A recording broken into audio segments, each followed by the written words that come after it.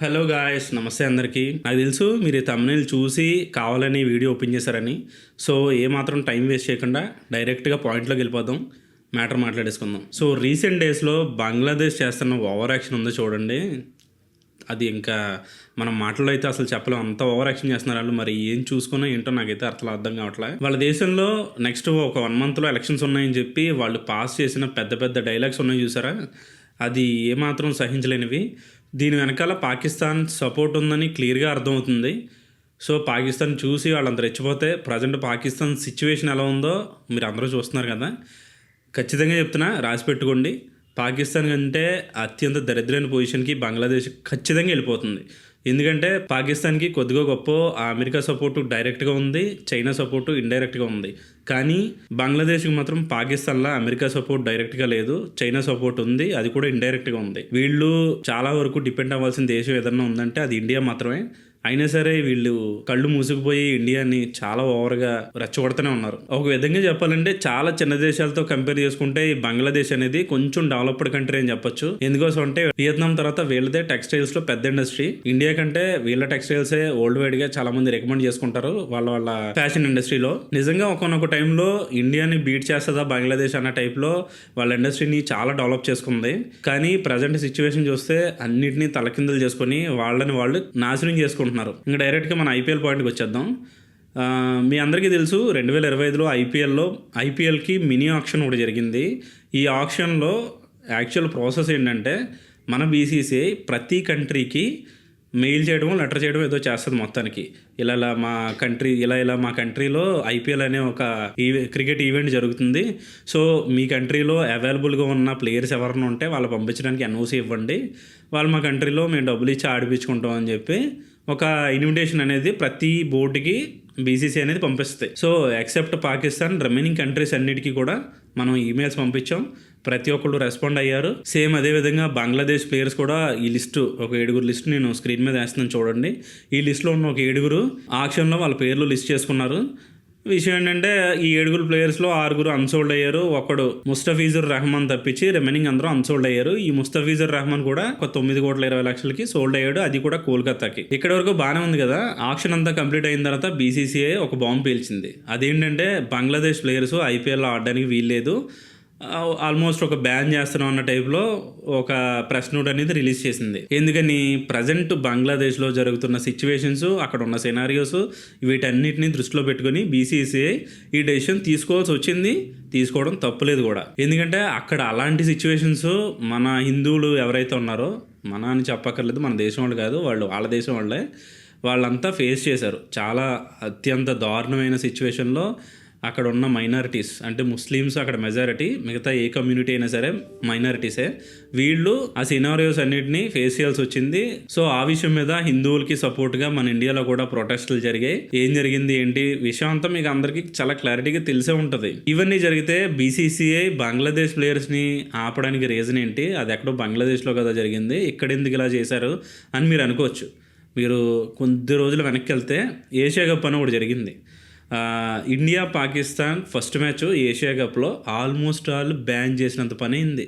India Pakistan match అంటే బ్లాక్లో టికెట్లు కొంటారు, టికెట్స్ అసలు దొరకవు, బ్లాక్లో కూడా దొరకవు. అంతా ఇండియా పాకిస్తాన్ ఫేవర్ అనేది ప్రజల్లో ఉంటుంది, రక్తం మరిగిపోద్ది. ఆ మ్యాచ్ కానీ మిస్ అయితే ఇంకా నా అంత దురదృష్టవంతుడు ఇంకెవడూ లేడన్న ఫీలింగ్లో ఉండిపోతారు, అటు పాకిస్తాన్లో కానీ ఇటు ఇండియాలో కానీ. సో ఆ ఏషియా కప్లో ఫస్ట్ మ్యాచ్కి టికెట్స్ అనేది మ్యాచ్ ముందు రోజు వరకు అవైలబిలిటీ కనిపించాయి.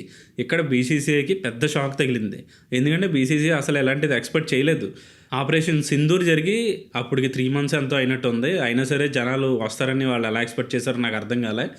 ఆ ఆపరేషన్ సింధూర్ ఎఫెక్ట్ అనేది ఖచ్చితంగా ఉంటుందనే విషయం మర్చిపోయి వాళ్ళు మ్యాచ్లని అనౌన్స్ చేశారు. దానికి బీసీసీఐకి పెద్ద బ్యాక్లాష్ వచ్చింది, జనాలు అందరూ బీసీసీఐని తిట్టడం మొదలుపెట్టారు. ఇవన్నీ జరుగుతుండగా మొత్తానికి ఇండియా ఇక్కడ మ్యాచ్లు అయితే ఆడింది సక్సెస్ఫుల్గా పాకిస్తాన్ మీద. ఆ ఏషియా కప్ అనేది మన వాళ్ళు గెలుచుకున్నారు. కప్ అయితే మనకు రాలేదు కానీ ట్రోఫీ అయితే మన పేరు మీద రిజిస్టర్ అయి ఉంది యాజ్ పర్ ఐసీసీ రూల్స్ ప్రకారం. ఇక్కడ ప్రజెంట్ సిచ్యువేషన్కి వచ్చేస్తే బీసీసీఐ ఇప్పుడు ఈ బంగ్లాదేశ్ ప్లేయర్స్ని ఆపడానికి మెయిన్ రీజన్ వచ్చేసరికి ఈ ఏషియా కప్ అయితే దుబాయ్లో జరిగింది కాబట్టి అక్కడ ఏదో మేనేజ్ చేసుకొని ప్లేయర్స్ ఆడుకోవడం ఏదో చేశారు. ఇదే సిచ్యువేషను ఇండియాలో ఇప్పుడు మంచిగా లేదు. ఆల్రెడీ ఇండియాలో బంగ్లాదేశ్ చేసిన పనుల మీద ఇండియన్స్ ప్రొటెస్ట్ చేయడం, ఇక్కడ అంతా న్యూస్లో కూడా మీరు చూసే ఉంటారు. మనకి సౌత్ సైడ్ అయితే జరగలేదు కానీ నార్త్ సైడ్ చాలా గట్టిగా జరిగాయి. ఢిల్లీలో అక్కడ ప్రొటెస్ట్లు అయితే జరిగాయి. సో ఇప్పుడు హిందూ సంఘాలు కానీ బీజేపీ సపోర్టర్స్ కానీ ఎవరైతే వీళ్ళంతా ఉంటారో వీళ్ళంతా కలిసి బాయ్కాట్ ఐపీఎల్ అని ఒక స్లోగన్ కానీ తీసుకొచ్చారనుకో, ఎంత లేదన్నా సరే బిజినెస్కి ఎఫెక్ట్ అవుద్ది. సో ఒకే ఒక బంగ్లాదేశ్ ప్లేయర్ వల్ల బీసీసీఐకి ఎంత మొత్తంలో డబ్బులు నష్టపోవడం అనేది అసలు ఇష్టం లేదు. ఒకవేళ జనాల్లో ఎలాంటి ప్రొటెస్ట్లు కానీ రావడం స్టార్ట్ అయినాయి అంటే అక్కడ 9 కోట్లు పెట్టి ఈ ముజిబుర్ రహమాన్ ఎవరైతే ఉన్నారో మనల్ని ఆడించలేరు, అలా అని చెప్పి స్టాండ్స్లో కూర్చోబెట్టలేరు, ఇదంతా పెద్ద పెంట అయ్యేటట్టు ఉందని చెప్పి బీసీసీ ఎలాంటి డెసిషన్ తీసుకుంది. సో ఇక్కడ వరకు ఓకే కదా. బీసీసీ తీసుకున్న డెసిషన్లో కొంచెం రీజన్ ఉంది, లాజిక్ ఉంది. వాళ్ళు ఏమనుకున్నా సరే ఇండియాకి సపోర్ట్ చేయాలి, తప్పదు. అండ్ ఇందులో బీసీసీఐ తప్పు కూడా ఉంది. అదేంటంటే ఈ ఆప్షన్కి ముందే బీసీసీఐ బంగ్లాదేశ్కి ఇలా జరుగుతుంది కదా, లేదు కుదరదని చెప్పేసి చెప్పాలి.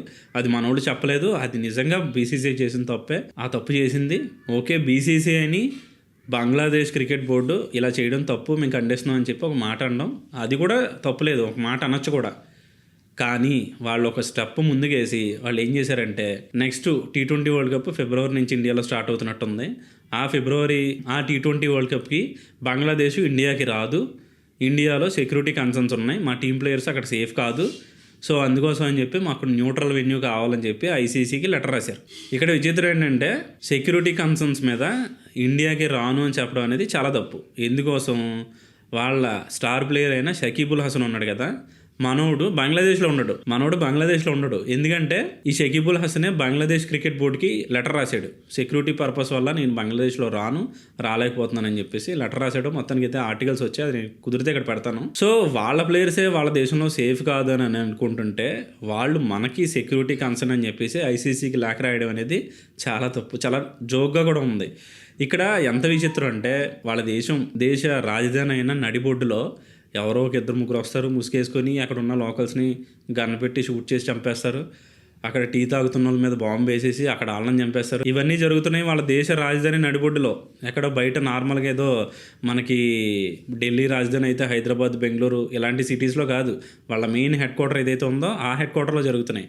అయినా సరే వాళ్ళని పట్టుకోవడం మానేసి అక్కడ జరుగుతున్న విషయాల మీద కాన్సన్ట్రేషన్ మానేసి ఇండియాలో కూడా ఎలాంటి విషయాలు జరుగుతాయన్న ఉద్దేశంతో వాళ్ళు లెటర్ రాశారు చూడండి, అది నిజంగా హాస్యాస్పదం అని చెప్పొచ్చు. వాళ్ళు ఏదైనా చేయొచ్చు అబ్బా, వాళ్ళు ఏదైనా చేసేయచ్చు. అక్కడ ఉన్న మైనారిటీస్ వాళ్ళ దేశం వాళ్ళు కాబట్టి, వాళ్ళ దేశ ప్రజలు కాబట్టి వాళ్ళని ఎలాగైనా చంపేసుకోవచ్చు, ఏదైనా చేసుకోవచ్చు. కానీ ఇండియా అలాంటి కంట్రీ అనేది వాళ్ళకి తెలుసు, ప్రపంచం మొత్తానికి తెలుసు. కానీ ఇండియా మీద జరుగుతున్న కుట్రని వీళ్ళు కూడా ఒక స్టెప్ ముందుకు తీసుకెళ్లారని అనుకోవాలి. ఇక్కడ నా మెయిన్ ఇంకొక విషయం ఏంటంటే ఐసీసీ చైర్మన్గా జైషా ఉన్నాడు. మరి అతను ఏం చేస్తున్నాడు ఏంటో నాకైతే అర్థం కావట్లే. మొన్న పాకిస్తాన్ పిచ్చోడు ఇంటీరియర్ మినిస్టర్ ఇండియాకి ఏషియా కప్ ఇవ్వకుండా వాళ్ళ దేశాన్ని తీసుకెళ్ళిపోయినప్పుడు ఈ జైషా ఏం చేయలేకపోయాడు. ప్రజెంట్ ఈ ఐసీసీకి ఈ బంగ్లాదేశ్ క్రికెట్ బోర్డు ఇలాంటి లెటర్ రాసినప్పుడు ఏం చేయలేకపోయాడు. పైగా ఇక్కడ నవ్వొచ్చే విషయం ఏంటంటే ఆ ఐసీసీకి మేజర్ కాంట్రిబ్యూటర్స్ మన ఇండియానే. మన ఇండియా ఐపీఎల్ కానీ, ఇండియా లీగ్ మ్యాచ్లు కానీ, ఇండియా ఇంటర్నేషనల్ మ్యాచ్లు కానీ ఏదైనా సరే ఫైనాన్షియల్గా ఇండియా నుంచే డబ్బులు వెళ్ళాలి ఐసీసీకి. అయినా సరే ఇండియాకి ఇంత మొత్తంలో అవమానం జరుగుతుంటే మరి ఆ జైషా ఏం చేస్తున్నాడో, ఐసీసీ ఏం చేస్తుందో అసలు ఎవరికి అర్థం కావట్లే. చూడాలి. ఇదంతా చేయడానికి మెయిన్ ఇంకో రీజన్ కూడా ఉంది. మనం ఏదైతే పాకిస్తాన్ మీద సెక్యూరిటీ కన్సర్న్ అని చెప్పి పాకిస్తాన్ని ఇంటర్నేషనల్గా ఎలా అయితే పరుగు తీసామో సేమ్ ఇప్పుడు పాకిస్తాన్ బ్యాకప్ చేసి బంగ్లాదేశ్ బోర్డుతో ఇలాంటి లెటర్ రాయించిందని నా ఉద్దేశం. మీరేమనుకుంటున్నారు కింద కామెంట్ చేసి చెప్పండి. సో ఈరోజు టాపిక్ అయితే ఇంతే, నచ్చిందని అనుకుంటున్నాను. ఉంటా ఇంకా.